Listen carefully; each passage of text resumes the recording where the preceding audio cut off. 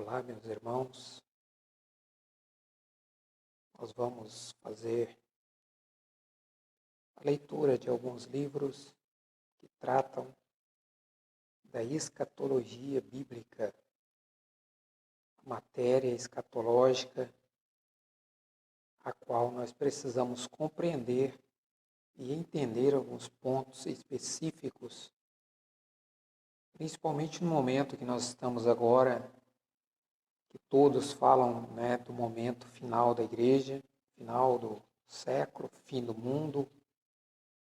É importante nós termos uma base, um conhecimento a respeito dessa doutrina, como os especialistas já antes de nós já anteveram, que é uma matéria de difícil entendimento e muitas pessoas se arriscam, fazendo interpretações quando chega um momento aí de uma crise, principalmente uma crise mundial, a qual nós estamos passando.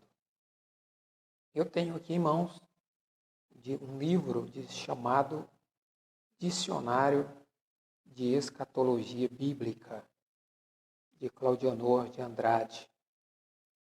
E na sua capa nós temos já a expressão dizendo os vocábulos e expressões mais significativas das últimas coisas. Então, quando nós tratamos de escatologia, é uma das matérias teológicas denominada doutrina das últimas coisas. Por isso, quando nós passamos momentos como esses, as pessoas tratam aí de fazer as suas interpretações, segundo um conhecimento deles aí, cada um com seu conhecimento, falando a respeito dos fatos. Ok? Mas nós vamos ler aqui, eu estou aqui com vários livros, eu vou deixar aberto para você acompanhar e você perceber o quanto é importante nós conhecermos esta matéria para que a gente não passe despercebido daquilo que realmente é a palavra de Deus, aquilo que como nós já percebemos, os escritos da palavra de Deus, aos quais nós precisamos compreender a esse respeito. Ok? Então eu vou fazer uma leitura de um texto bíblico e você vai nos acompanhar aí com esse conteúdo, vários conteúdos que eu tenho aqui, para você não ter dúvida do que é escatologia, como nós devemos ler a palavra de Deus e entender o que é uma escritura ou uma passagem bíblica escatológica. O que essa matéria ela sofre quando nós não temos uma base literária, teológica, doutrinária, Ela sofre porque, vamos dizer assim, muitas pessoas fazem escatologia sem, ao mínimo, conhecer aquilo que ele deveria saber sobre isso, sobre essa matéria. Mas, como diz aí um grande escritor, todos nós somos teólogos, Quando nós estamos expondo a Bíblia, expondo fatos ou relatos da Bíblia, nós estamos aí sendo aí um teólogo, não fazendo acepção de pessoas.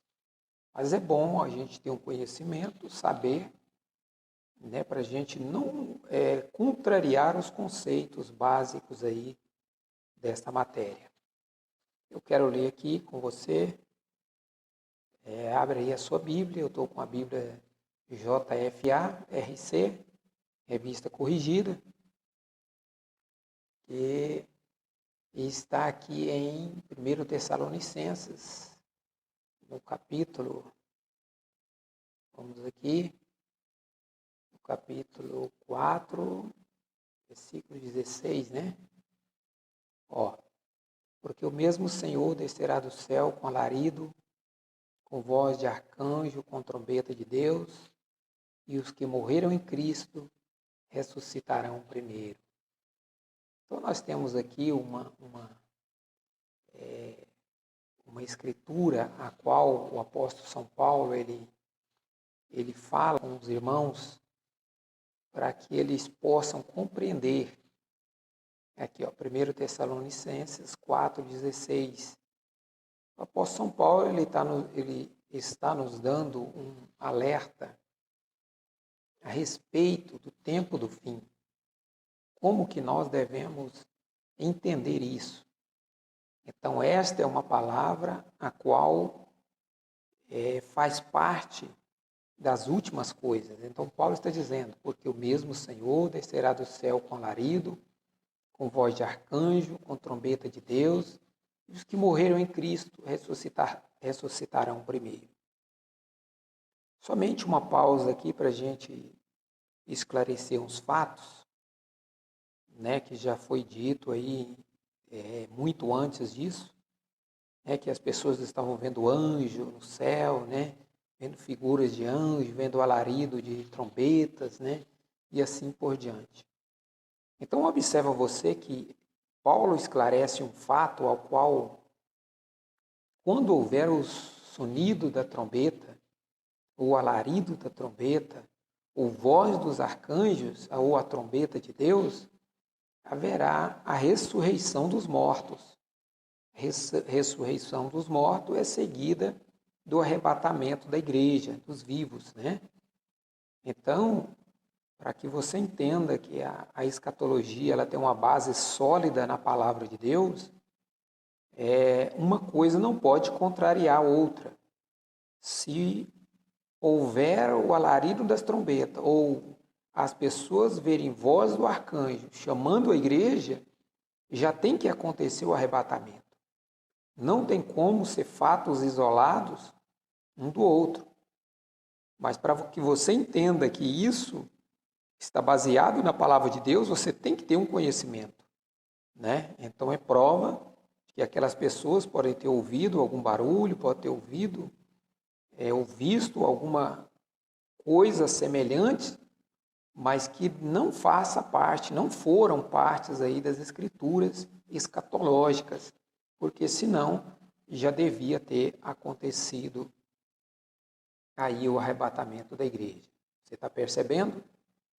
Se você percebeu aqui que ler aqui e amanhã você vê um alarido no céu e você achar que é a volta de Jesus e depois 20, 50, um ano depois, a igreja ainda permanece aqui, né? Então não foi um alarido aí, né? Está aqui a palavra selecionada aqui, ó.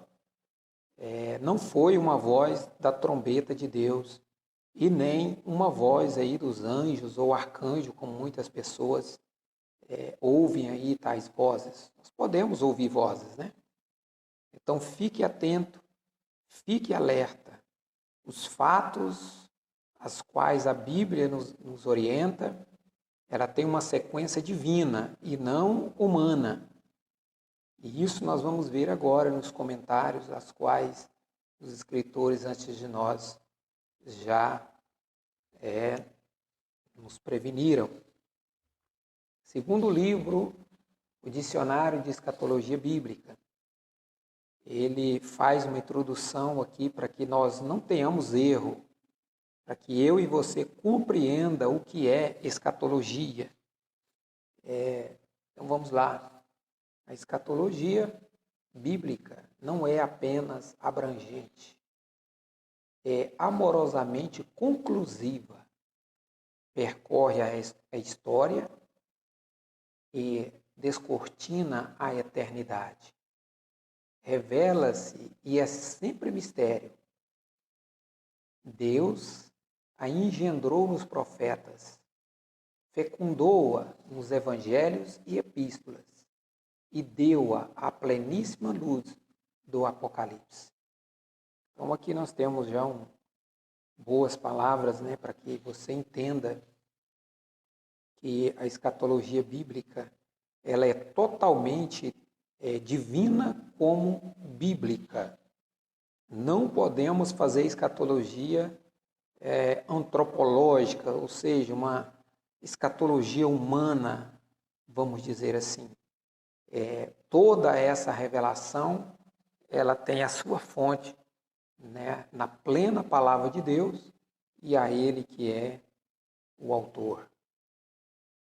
Ela desvenda-nos o estado intermediário e o que há de suceder-se no arrebatamento da igreja, na grande tribulação, no milênio, na instauração do juízo final e no estabelecimento do eterno estado. Se alguma coisa esconde, isso fica por conta da economia divina. Deuteronômio 29, 29. Revelação não admite hipóteses. Onde ela se cala, não precisamos ter voz. No essencial e básico, unidade. Nos adiáforos e pontos secundários, liberdade. Mas nunca sem o amor. Pelo menos este é o conselho que nos diria Agostinho.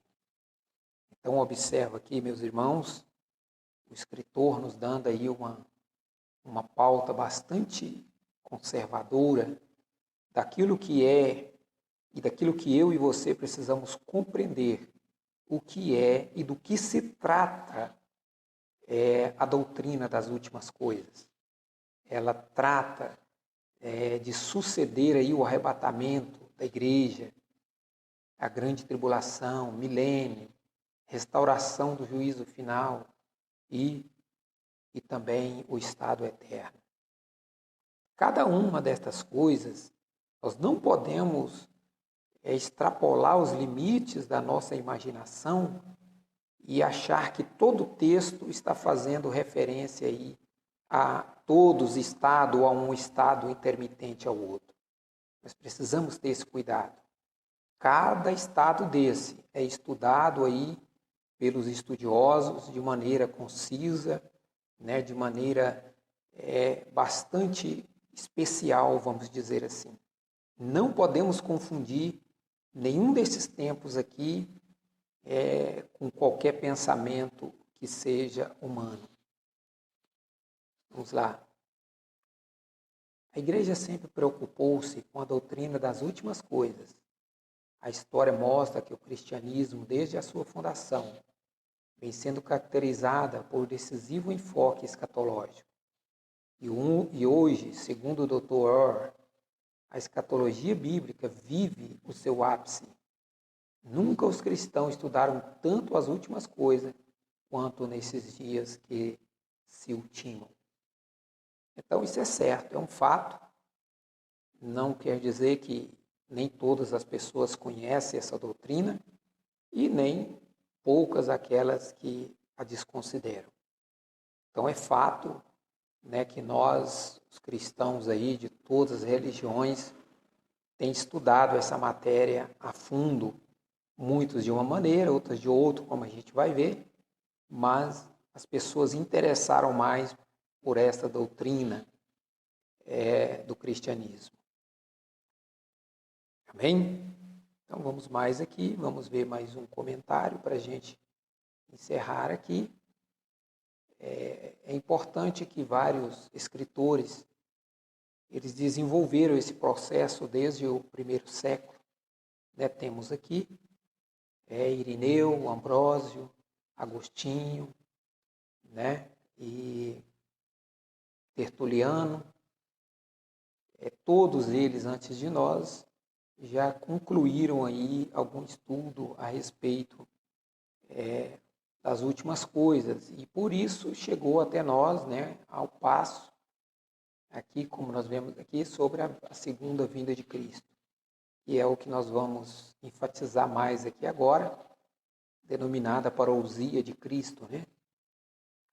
Então é bom você entender esses processos aqui, para não ser confundido, talvez, com uma mera especulação, né? Ou uma mera hipótese, como nós vemos antes ali, né? Para que você não seja enganado com um conhecimento fora das bases gerais aí dessa doutrina.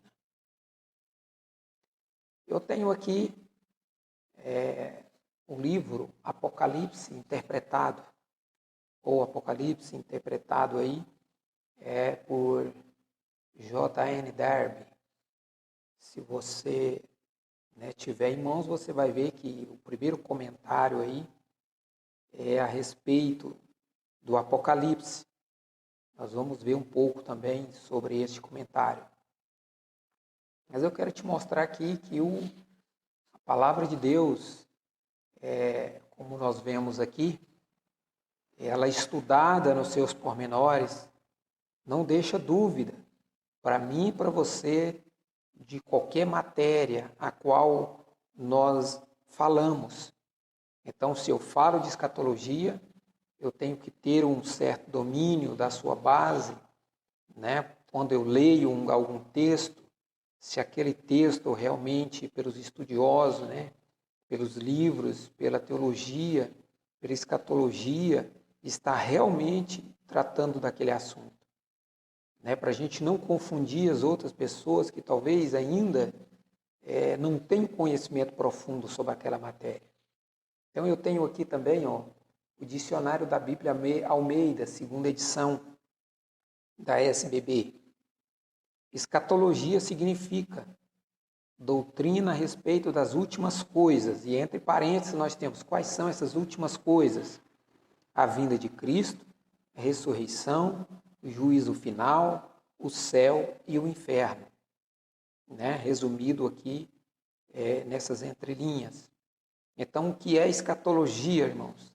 Escatologia é a doutrina a respeito das últimas coisas. Não é simplesmente sintetizar isso e não saber a qual das partes ela está tratando. Que partes são essas?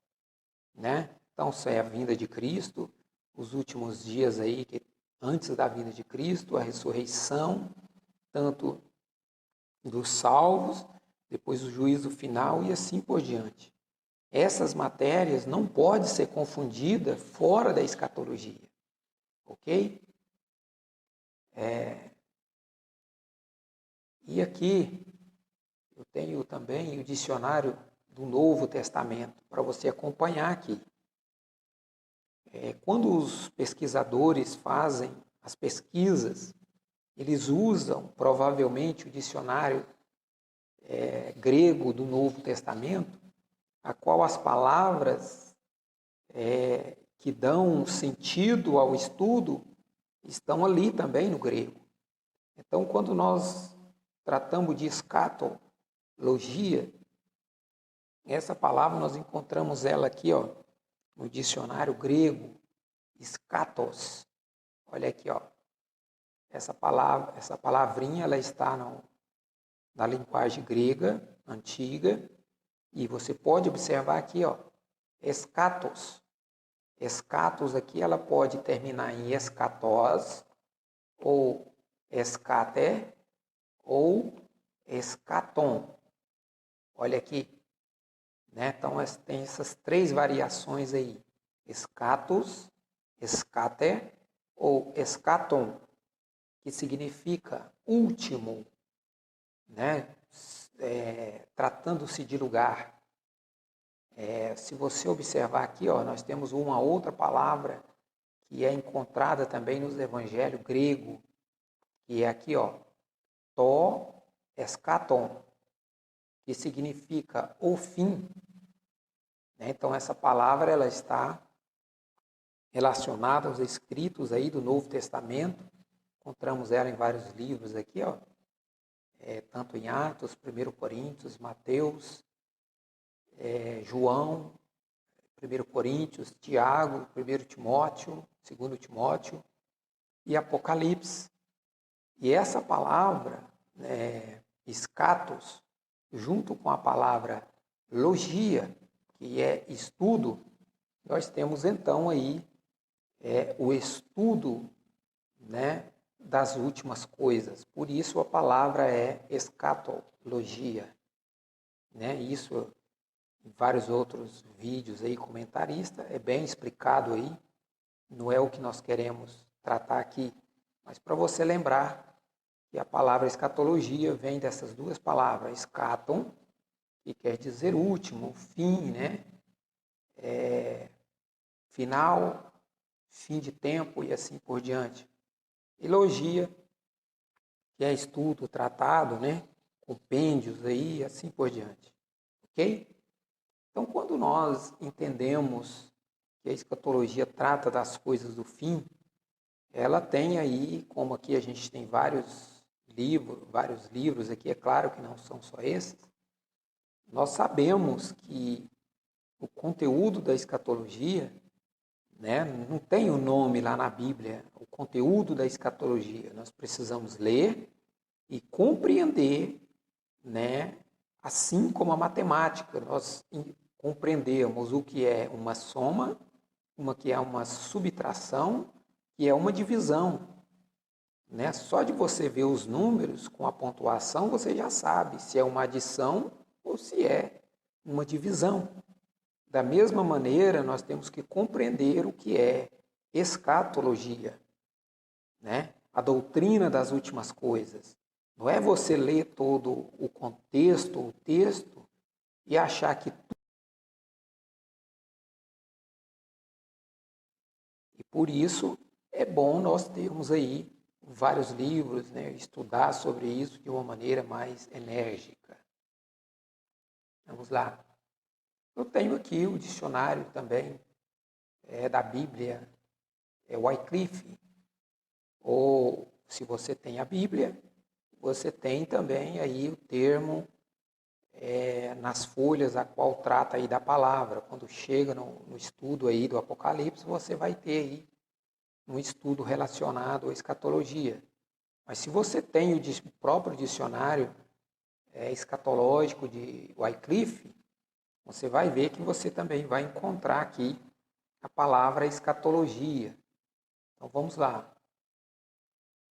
O termo escatologia do grego skatos, quer dizer último, e logos, raciocínio, significa a teologia das últimas coisas. Tem sido usado desde o século XIX para designar a divisão da teologia sistemática, que lida com tudo o que era profeticamente futuro na época em que foi escrito, isto é, profecia que já se cumpriram, como também profecias que ainda não se cumpriram. Importantes assuntos de profecia incluem predições com relação a Jesus Cristo, tanto em sua primeira vinda como na segunda, Israel, os gentios, Satanás, cristianismos, o santo de todas as eras, a futura grande tribulação, o estado intermediário, a ressurreição dos mortos, o reino milenial, o juízo final e o estado eterno. Estes temas podem ser classificados como a revelação divina do programa quadrúplo de Deus para, primeiro, Israel, segundo, os gentios, terceiro, a igreja e quarto, Satanás e seus anjos caídos. Então, observa que no dicionário de Wycliffe, nós temos aí, né, um complemento até melhor, né, com outras palavras. Você viu que as normas aí, né, foi até acrescidas, né? Isso é estudar escatologia, né? Aqui nós estamos tendo uma previsão do que é escatologia, ou seja, um apanhado do que é escatologia. É isso que um dicionário faz, né?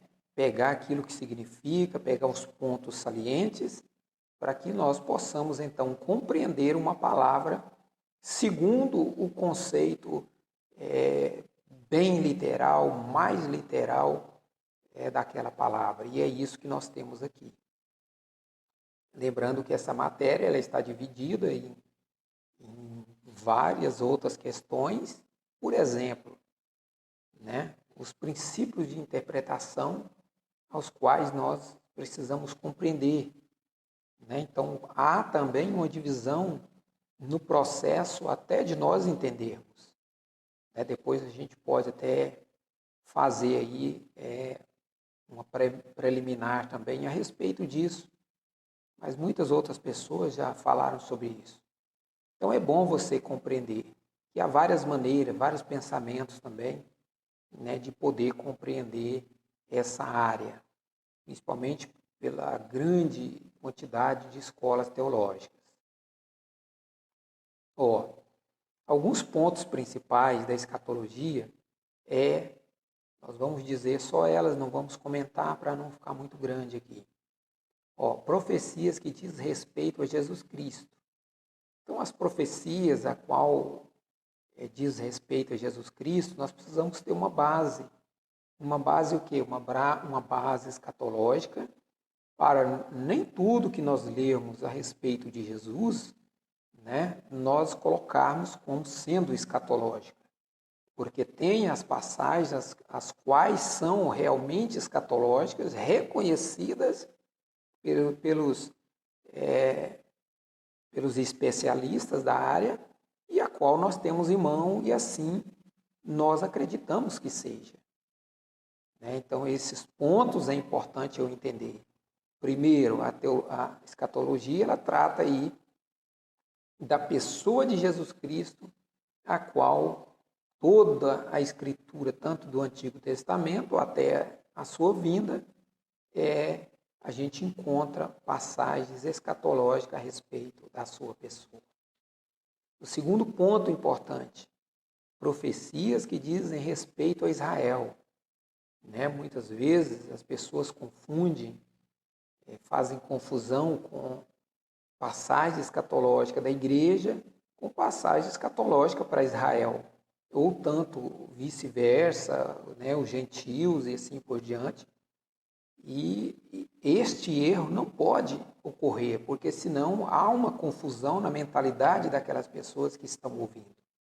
Então é bom a gente estar a par disso aí. Terceiro ponto de nós compreendermos sobre escatologia é as profecias que dizem respeito aos gentios. Presta atenção, viu? Então nós vimos aí que há umas subdivisões nos conteúdos, tanto bíblicos como teológicos, para que você não confunda um com o outro. Assim como eu disse sobre a matemática, para você não confundir a expressão soma com a expressão, vamos dizer, de multiplicação. Então, as profecias que diz respeito aos gentios, elas estão patentes, elas estão visíveis nos escritos também, tanto do Antigo Testamento como do Novo Testamento. E eu estudando essas regras, eu não vou fazer confusão quando eu ler um contexto ou um texto ou uma passagem da Bíblia, a qual eu vou dizer que será uma profecia escatológica aí do tempo gentil. Temos aqui também um outro ponto interessante, que é compreender as profecias que diz respeito à igreja. Esse é o problema que nós temos hoje. Muitas crises, muitos problemas, e talvez os fatos aos quais nós estamos passando seja realmente da igreja, mas talvez não seja. E esses cuidados é primordial para um estudante da palavra de Deus, você compreender se realmente aquela passagem que você está associando a tal fato, ela seja realmente escatológica ou uma profecia escatológica para a igreja. Nós precisamos entender isso. Vamos para mais um ponto. O estado intermediário, depois a gente vai falar sobre isso, é uma outra questão, mas temos aqui o reino milenial.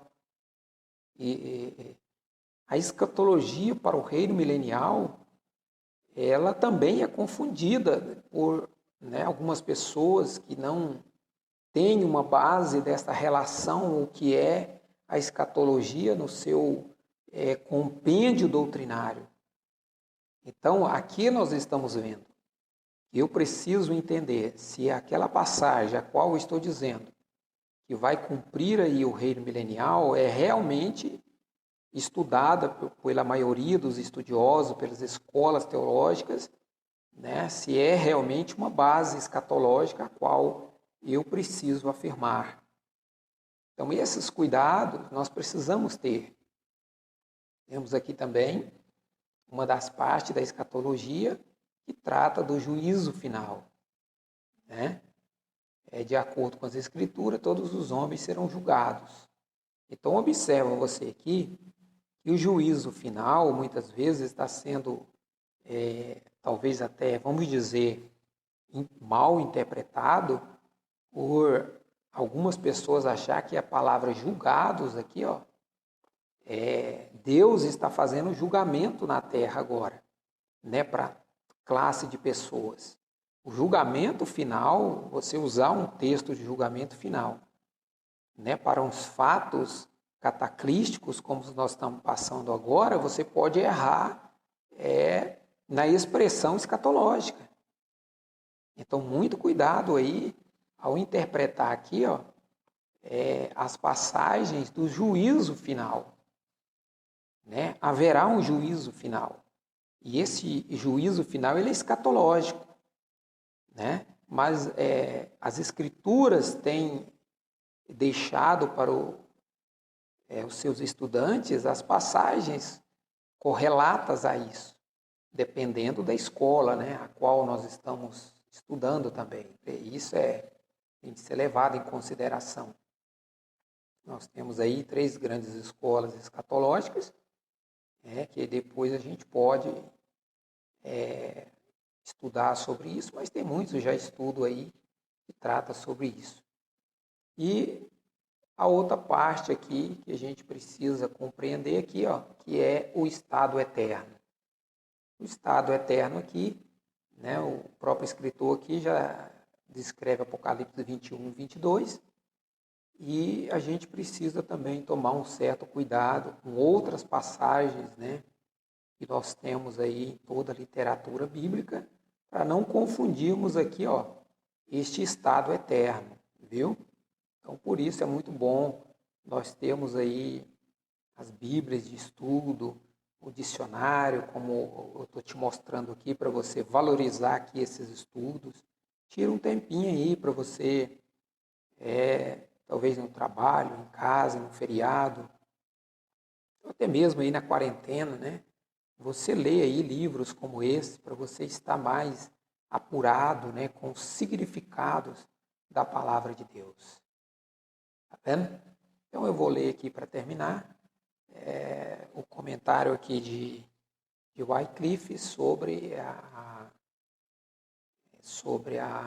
escatologia. Ele diz assim, tomada como um todo, a escatologia é o clímax da revelação divina, a grande culminação de todo o programa de Deus para os séculos e a razão principal da criação do mundo material.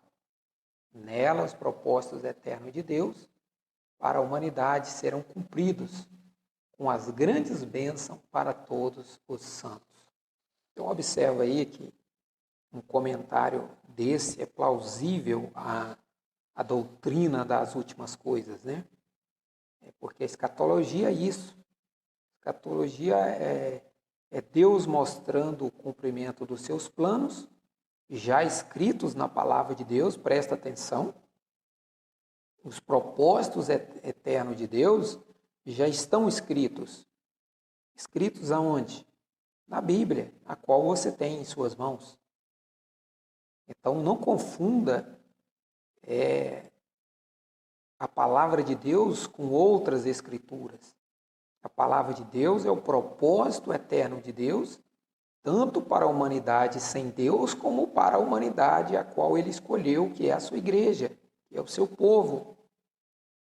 É aqueles que creem no seu evangelho, na sua palavra e no seu Filho eterno. Então você precisa entender isso, né?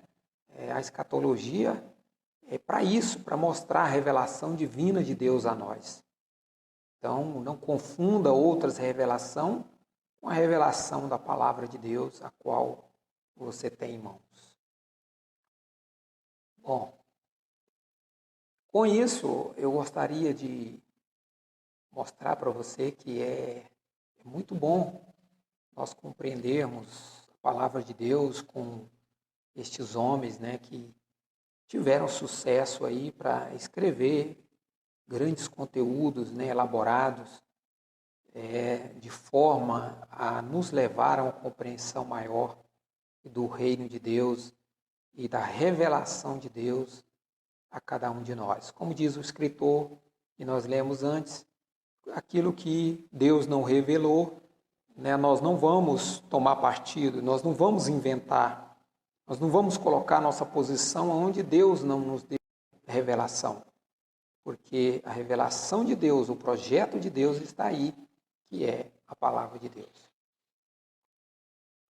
Eu gostaria de mostrar para você aqui agora uma das expressões escatológicas a quais pode ser confundida por quem não compreender a escatologia, é a expressão aqui, dia do Senhor. Essa expressão, quando nós estudamos a escatologia, ela é desse jeito, o qual nós vamos ler aqui agora para você compreender. Porque que muitas pessoas confundem o dia do Senhor com o dia de Cristo, ou com o dia da igreja, né? Então vamos prestar atenção para você compreender isso aqui. É claro que muitas pessoas, ao ouvir isso, né, já sabe, já estudou. Diz assim, a expressão dia do Senhor deve ser distinguida das expressões anteriores. A gente vai ver isso agora. No Antigo Testamento tinha referência a um tempo de interposição vitoriosa feita por Deus para a subversão dos inimigos de Israel. Por exemplo, aqui em Isaías, no capítulo 2, Amós e muitas outras passagens, né? Se Israel transgredisse no orgulho dos seus corações, o dia do Senhor seria um tempo de trevas e julgamentos. Para os seus inimigos, porém, viria o grande e terrível dia do Senhor, como está em Joel, capítulo 2, e Malaquias, no capítulo 4. Neste período ainda futuro, ocorrerá a completa subversão do poder gentil e o estabelecimento do reino do Messias. Nós temos aqui em Isaías 13, 34, Daniel 2, 34, Obadias, versículo 15, Isaías 6, 61 e João 8, 56. Então presta atenção que o dia do Senhor ele pode ter esta expressão tanto no Antigo Testamento como no Novo. Do Antigo Testamento fazendo menção ao tempo do Novo Testamento ou ao tempo do reino do Messias e assim por diante. Né? Como nós não vamos fazer um estudo aqui sobre isso, só para você compreender por que as pessoas, muitas pessoas, ao fazer expressões do dia do Senhor, eles confundem uma coisa com a outra, porque talvez não passaram ainda, não ouviram um texto como esse para ele compreender que não pode ser confundido. Então vamos lá. No Novo Testamento, o dia do Senhor é mencionado em 1 Tessalonicenses, capítulo 5, 2, 2 Tessalonicenses 2, 2, isso na ARA, Almeida, Revista Atualizada, onde a advertência do apóstolo Paulo é que a igreja, do apóstolo Paulo, é que a igreja em Tessalônica não se enganasse pensando que o dia do Senhor já tivesse chegado. Esse período não começará até que as circunstâncias mencionadas em 2 Tessalonicenses 2,3 se sucedam. Então, olha aqui, meus irmãos. A falha, muitas vezes, de quem confunde esta expressão escrita aí, né, quando se lê, é realmente isso. Achar que o dia do Senhor já está cumprido, que o dia do Senhor chegou aí, talvez, numa crise mundial, numa crise local, nacional, e assim por diante, né? Ou através de uma praga, através de uma enfermidade. Muitas pessoas podem fazer isso e não chegar ao ponto de compreender que a própria palavra de Deus está atestando, assim como Paulo mostra, né, que o dia do Senhor ainda não é chegado, mas ele vai chegar. Né? Nós estamos esperando esse dia, mas pessoas chegar a afirmar que o dia do Senhor é chegado, então nós temos aí a palavra de Deus que nos corrige, a qual nos mostra que Paulo, pela inspiração do Espírito Santo, orienta a igreja, e aí a temos em mão, que é a palavra de Deus. Quanto ao desenvolvimento eventual dos propósitos divinos em relação ao gênero humano, nós temos aqui o dia de Deus, que Pedro, na sua segunda epístola, 3,12, né, Pedro faz uma menção aí do dia de Deus, que na verdade é o mesmo dia do Senhor. Né? Então, uma coisa não quer dizer que são 2 dias diferentes. É o mesmo período com uma conotação diferente pelo escritor, né, a qual ele é Pedro. Então, meus irmãos, esta é uma das questões aí da escatologia que muitas vezes a gente pode tropeçar aí por não compreender aí uma frase, uma fraseologia bíblica.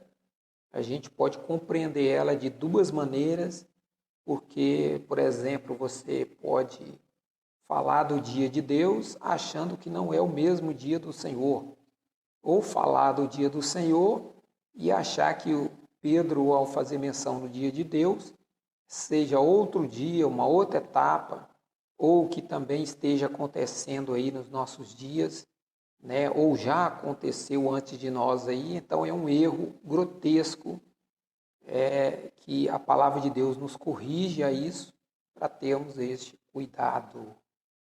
Então é muito importante nós compreendermos aí sobre a escatologia. E para encerrar, eu quero ler aqui com você o livro aqui que eu apresentei antes aí, que é o Apocalipse Interpretado. O Apocalipse Interpretado, ele diz assim, a respeito de Jesus e dos fatos proféticos. Ele diz assim: quanto aos atos proféticos, ele devia escrever as coisas que eram, isto é, o estado destas diversas assembleias que historicamente representavam os diversos estados da igreja. É uma história. Depois, tinha também de escrever as coisas que haviam de acontecer depois daquelas, ou seja, quando a história da igreja fosse concluída sobre a terra. O conjunto dos elementos que foram a história da igreja é, pois, para o espírito o tempo presente, que está na afirmação, as coisas que são. O futuro era o que viria em seguida, os caminhos de Deus para com o mundo, como objeto de espera imediata a vinda do Senhor, e os acontecimentos proféticos preparatórios ficavam com um período de tempo, mais ou menos indefinidos. Se havia demora, e devia havê-la, se havia uma espera mais ou menos prolongada, ela permanecia sempre uma espera presente. Podemos notar que Cristo aparece aqui na sua glória pessoal, ao mesmo tempo em que o vemos a sua posição relativamente às assembleias. Então, observa aqui que, em relação com o mundo, ele é visto como sendo o cordeiro, aquele que o mundo rejeitou, mas aquele que tem sobre o mundo um direito de redenção.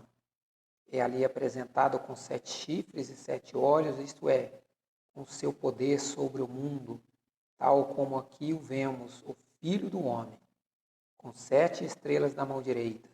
São as coisas as quais João viu.